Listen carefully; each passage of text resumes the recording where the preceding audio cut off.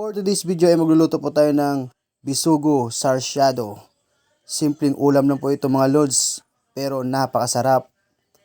Mapaparami talaga ang kain mo nito. Tignan nyo naman. So tara, let's go! Siyempre meron po tayo dyan kamatis, sibuyas, itlog at ang ating bisugo. Una, iprito muna natin ang ating bisugo. Tapos nating iprito, mag-isa tayo ng sibuyas.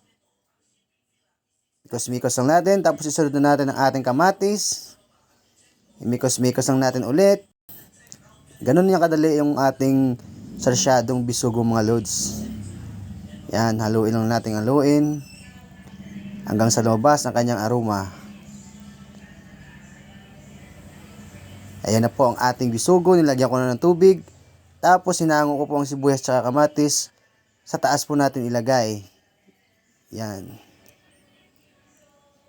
At pagkalipas ng ilang minuto, kumukulo-kulo na, syempre ilagay na natin ang ating itlog. Yon. Okay. Simple din yung nilagay ko diyang napangpalasa natin. Naglagay lang ako ng paminta, magic sarap, at syempre kunting asin. At tignan nyo naman kung gaano yan kasarap ang ating sarsyadong bisugo. So alam nyo na lods kung anong kasunod niyan.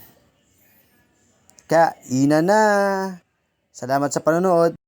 Pa-subscribe po mga lods. Thank you.